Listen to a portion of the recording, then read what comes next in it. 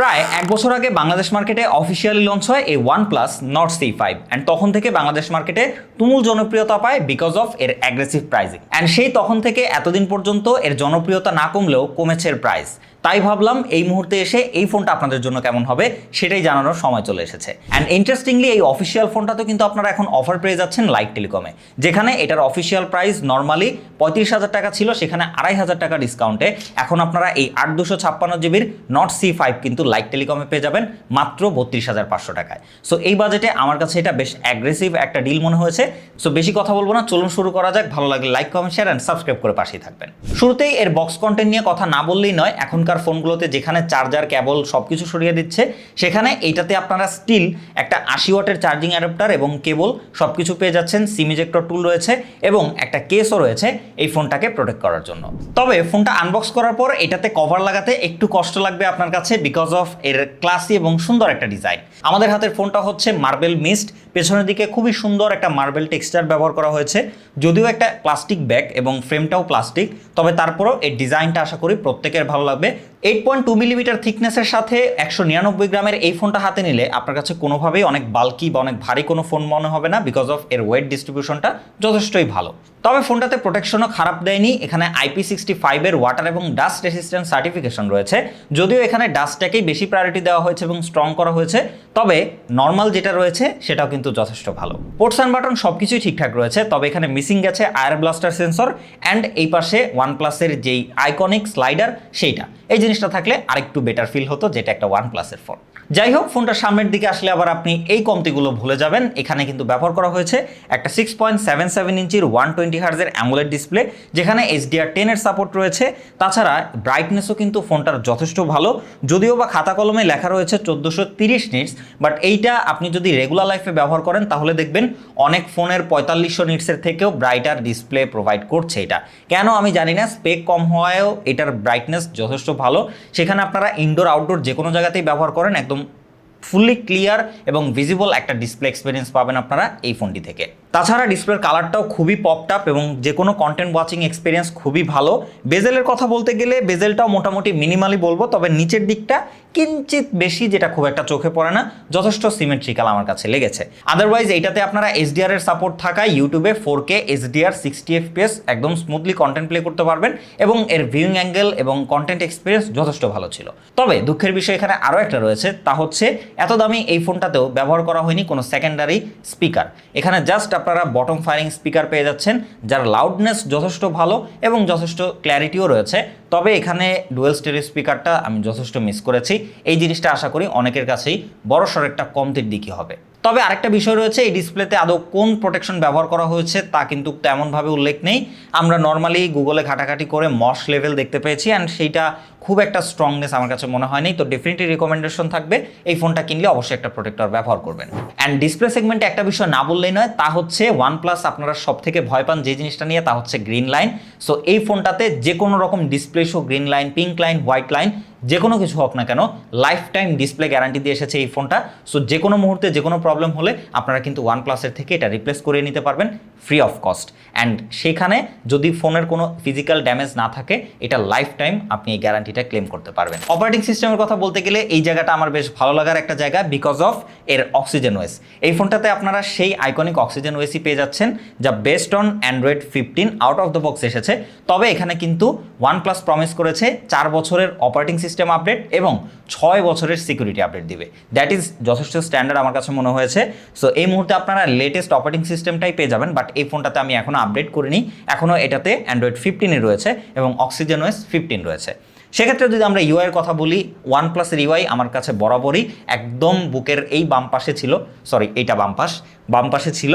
তো সেখানে আমার কাছে ইউআই খুবই ভালো লাগে। আমি OnePlus-এর 12 ব্যবহার করেছি দীর্ঘদিন যাবৎ, OnePlus-এর 12R ব্যবহার করেছি, 11 ব্যবহার করেছি, এছাড়াও আরও অনেক মডেল ব্যবহার করেছি প্রিভিয়াস, ওগুলোর কথা নাই বলি। সো অক্সিজেন ওএসটা পার্সোনালি আমার কাছে খুবই ভালো লাগে বিকজ অফ এর স্মুথনেস এবং অপটিমাইজেশন। খুবই স্মুথ ইউআই, একদম বাটার স্মুথ একটা ফিল দেয়। র্যাম স্টোরেজের কথা বললে এই ফোনটা 8/256 জিবি ভেরিয়েন্টে অ্যাভেলেবেল পাওয়া যায়, যেখানে আপনারা LPDDR5X র্যামের পাশাপাশি UFS 3.1 স্টোরেজ সাপোর্ট সাপোর্ট পাচ্ছেন, যথেষ্ট স্ট্যান্ডার্ড এবং যথেষ্ট পারফরমেন্স সেন্ট্রিক বলা যায়, যা দিয়ে আপনারা রেগুলার লাইফে টাস্কবাস থেকে শুরু করে হেভি অ্যাপ্লিকেশনগুলো ইজিলি ব্যবহার করতে পারবেন। আমরা এটা দিয়ে ভারী ভারী অ্যাপ্লিকেশনগুলো ব্যবহার করেছি, লং টাইম ব্যবহার করেছি, ব্যাকগ্রাউন্ডে রেখেছি, র্যাম ম্যানেজমেন্ট খুবই ভালো ছিল এবং অ্যাপ ওপেনিং টাইম খুবই ফাস্টার ছিল। অ্যান্ড তার সাথে সাথে এটাতে পারফরমেন্স সেগমেন্টেও কিন্তু যথেষ্ট স্ট্রংনেস প্রসেসর ব্যবহার করা হয়েছে, যেখানে আপনারা পেয়ে যাচ্ছেন মিডিয়াটেকের ডায়মন্ডসিটি 8350 অ্যাপেক্স। অ্যান্ড এইটা 4 ন্যানোমিটার আর্কিটেকচারে বিল্ড করা একটা প্রসেসর, অন্তত স্কোর আসে অলমোস্ট 15 লাখ প্লাস। সো আপনারা স্কোর শুনে বুঝতে পারছেন এই প্রসেসরটা কতটুকু পাওয়ার ডেলিভার করতে পারে। আদারওয়াইজ গিগবেঞ্চ স্কোর দেখলেও আপনারা বুঝতে পারবেন এর কতটা পাওয়ার রয়েছে। সেখানে সিঙ্গল করে স্কোর এসেছে 1288 এবং মাল্টি করে 3950। ফার্স্ট অফ অল আমরা পাবজি গেমটা প্লে করেছি, যদিও বা এইটা 120 FPS গেমিং করার জন্য একদম ক্যাপাবল একটা প্রসেসর, বাট কেন জানি না আমি মনে করি অ্যাজ এ সফটওয়্যার ইস্যু তার জন্য এটাতে শুধুমাত্র আপনারা এক্সট্রিম প্লাস মানে 90 FPS পাবজি খেলতে পারবেন। তবে 90 FPS কিন্তু কনস্ট্যান্টলি ধরে রাখতে পারে, যেখানে আমরা লং টাইম গেমিং করেও খুব একটা পারফরমেন্স ড্রপ করতে দেখিনি এই ফোনটা ওভারহিট হয় না বা এক্সেসিভ হিট হয় না, যার জন্য আমি মনে করি এর পারফরমেন্সটা বেশ ভালো মতোই পিক থাকতে পারে। তাছাড়া আমরা এখানে ম্যাড আউট 2 গেমটা খেলেছি, এটা যথেষ্ট হাই এন্ড গ্রাফিক্সের একটা গেম, ওপেন ওয়ার্ল্ড গেম। সেক্ষেত্রে আমরা 70 থেকে 80% গ্রাফিক্স দিয়েছি, এর থেকে বেশি দিইনি। 70 থেকে 80-তে এটা মোটামুটি কনস্ট্যান্ট 55 to 60 FPS ধরে রাখতে পারছিল। বাট অ্যান্ড যারা এই বাজেটে একটা অফিসিয়াল ফোনে আপনারা রেগুলার লাইফ গেমিংও করতে চান, তাহলেও কিন্তু এইটা আপনাকে বেস্ট একটা পারফরমেন্স দিতে পারবে এই বাজেটের অ্যাজ এ অফিসিয়াল ডিভাইস হিসেবে। অ্যান্ড ভালো ব্যাপার হচ্ছে এই পারফরমেন্সকে ডেলিভার করার জন্য আবার ভালো ব্যাটারিও দেওয়া হয়েছে, যেখানে আপনারা পেয়ে যাচ্ছেন 7100 মিলিঅ্যাম্পিয়ারের ব্যাটারি এবং বক্সে আবার 80 ওয়াটের চার্জিং রয়েছে, যা দিয়ে মোটামুটি 1 ঘন্টা 10 থেকে 20 মিনিটের মধ্যে ফোনটা ফুল চার্জ করা যায়। অ্যান্ড একবার যদি চার্জ করেন আপনারা হেভি ইউজ করলেও ইজিলি 8-9 ঘন্টার মতো স্ক্রিন অন টাইম পেয়ে যাবেন, এবং যদি নর্মালি ব্যবহার করেন এই ফোনটা আপনারা ইজিলি 1 থেকে 1.5 দিনের ব্যাটারি ব্যাকআপ পেয়ে যাবেন। তো এদিক থেকেও আমি বলবো খুবই ভালো একটা সাপোর্ট দিয়েছে, যেহেতু ভালো একটা প্রসেসর দিয়েছে সেক্ষেত্রে এরকম একটা ব্যাটারি সাপোর্ট দেওয়ার ডেফিনেটলি দরকার ছিল। ফাইনালি আমরা কথা বলি ফোনটার ক্যামেরা সেগমেন্ট নিয়ে। রিয়ারে রয়েছে ডুয়েল ক্যামেরা সেটআপ, যার মেইন সেন্সরটা 50 মেগাপিক্সেলের সনি লাইটিয়া 600 সেন্সর এবং সাথে রয়েছে একটা 8 মেগাপিক্সেলের আলট্রা ওয়াইড লেন্স। এখানে যদিও বা টেলিফটো দিতে পারতো, তবে সেক্ষেত্রেও যেহেতু অফিসিয়াল ফোন ওইটাকে আমরা যদি কনসিডার করি, তবে এই আলট্রা ওয়াইড লেন্সটা আরেকটু বেটার মেগাপিক্সেলের দেওয়া দরকার ছিল, অন্তত 13, 16 বা 20 এরকম দিতে পারলে বেশ ভালো হতো। 8 মেগাপিক্সেলটা তুলনামূলক একটু কম হয়ে গিয়েছে। সেক্ষেত্রে আমরা ডেলাইট পিকচারের কথা বললে যথেষ্ট স্ট্যান্ডার্ড পিকচার আমরা আউটপুট পেয়েছি। এটাকে এক্সিলেন্ট বলা যাবে না, তবে যথেষ্ট ডিসেন্ট। এখানে আমরা ভালো এক্সপোজার ব্যালেন্স দেখতে পেয়েছি, এইচডিআর ব্যালেন্সও খুবই ভালো। আমরা একদম ডে লাইটে ছবি তুলেছি যখন ভালো রোদ ছিল, সেখানেও আমরা দেখতে পেয়েছি শ্যাডো এরিয়া এবং হাই এক্সপোজার এরিয়াকে যথেষ্ট ভালো মতো মেনটেন করতে পারে। তবে হ্যাঁ, এটা একটু কন্ট্রাস্টি পিকচার আউটপুট দেয় মোস্ট অফ দ্য কেস, যার জন্য আমরা দেখতে পেয়েছি যে ডার্ক এরিয়া বা শ্যাডো এরিয়াগুলো রয়েছে ওইগুলোকে আরেকটু কালো করে দেয়, আরেকটু ডার্ক করে দেয়, ওই এরিয়াগুলোকে খুব একটা লাইট আপ করে না। সো যার জন্য ছবিগুলোকে একটু কন্ট্রাস্টি লাগে।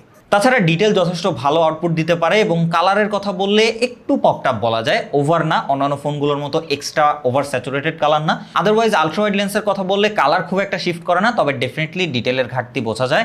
এটা যেহেতু 8 মেগাপিক্সেলের একটা সেন্সর, সেক্ষেত্রে আপনারা ডে লাইটে ছবি তুলেন অথবা লো লাইটে এর যে ডিটেলের ঘাটতি সেটা আপনার চোখে মোটামুটি পড়বে। পোর্ট্রেটের কথা বললে ফোনটাতে যদিও কোনো টেলিফটো লেন্স নাই, তারপরেও আপনারা 1x এবং 2x ডিজিটালি জুম করে দুইটা ফোকাল লেন্থে পোর্ট্রেট নিতে পারবেন। সেখানেও আমরা ডিসেন্ট পিকচার আউটপুট দেখতে পেয়েছি। এখানে এজ ডিটেকশন যথেষ্ট ভালো ছিল, খুব একটা মিসম্যাচ করতে দেখিনি আমরা। তাছাড়া ব্যাকগ্রাউন্ড ব্লারও ন্যাচারাল ছিল এবং ডিটেল মোটামুটি বলবো আমি, ওভারঅল কালার ব্যালেন্সও ঠিকঠাক ছিল। 12 মেগাপিক্সেলের ফ্রন্ট ক্যামেরা দিয়েও আমরা ছবি তুলেছি অনেক, সেখানে আমরা ভালো ডিটেল দেখতে পেয়েছি। তবে কালারটা আমার কাছে খুব একটা কনসিস্টেন্সি লাগে নাই, কালারটা শিফট করে। ভিডিও সেগমেন্ট নিয়ে কথা বললে ফোনটার রিয়ার ক্যামেরা দিয়ে আপনারা 4K 60 FPS ভিডিও করার সুযোগ পাচ্ছেন, এটা বেশ ভালো একটা ব্যাপার। এখানে আপনারা ভিডিও কোয়ালিটি যথেষ্ট স্ট্যান্ডার্ড পাবেন। এটা দিয়ে আপনারা রেগুলার লাইফের যেই মেমোরি ক্যাপচারিং ভিডিও টিডিওগুলো রয়েছে এবং সেখানে আমরা স্ট্যাবিলিটিও যথেষ্ট ভালো দেখতে পেয়েছি, এক্সপোজারও কিন্তু খুব একটা শিফট করে না। ওভারঅল ক্যামেরা নিয়ে আপনাদেরকে সামারি দিলে আমি বলবো অ্যাজ এ অফিসিয়াল ফোন হিসেবে এইটাতে খুব এক্সাইটিং কিছু দেয়নি বা অনেক বেশি এক্সিলেন্ট কিছু দেয়নি। বাজেটের মধ্যে আপনারা স্ট্যান্ডার্ড বা ডিসেন্ট একটা আউটপুট পেয়ে যাবেন। তবে ভালো বিষয় একটা রয়েছে, এখানে ক্যামেরা টু এপিআই এর একদম ফুল সাপোর্ট রয়েছে। আপনি চাইলে ইন ফিউচার এটাতে জিক্যাম ব্যবহার করতে পারবেন অ্যান্ড আশা করি এর ক্যামেরা পোটেনশিয়ালিটিটা আরেকটু বুস্ট আপ করে আউটপুট আনতে পারবেন। আদার সেগমেন্টগুলোর কথা বললে এখানে আপনারা নেটওয়ার্ক যথেষ্ট ভালো পাবেন, নেটওয়ার্ক জনিত কোনো ইস্যু নাই। তাছাড়া এখানে ব্লুটুথ 5.4 এর সাপোর্ট রয়েছে এবং ওয়াইড ভাইন L1 এর সাপোর্ট রয়েছে, NFC সাপোর্ট রয়েছে। সব কিছু মিলিয়ে ওভারঅল বলতে গেলে এই হচ্ছে নট C5। আমি যদি এটাকে শর্ট করে আপনাদের সামারাইজ করে দিই, এটার দুর্বল পয়েন্ট জাস্ট খুব বেশি নাই। প্রথমত ক্যামেরা সেগমেন্টটা যদিও ডিসেন্ট, তারপরও আরেকটু বেটার করা যেতে পারতো। দ্বিতীয়ত হচ্ছে এর সেকেন্ডারি স্পিকার বা ডুয়েল স্টোরেজ স্পিকারটা দেওয়া অবশ্যই দরকার ছিল। এই জিনিসটা আমি মনে করি একটু বেশি ঘাটতি হয়ে গেছে।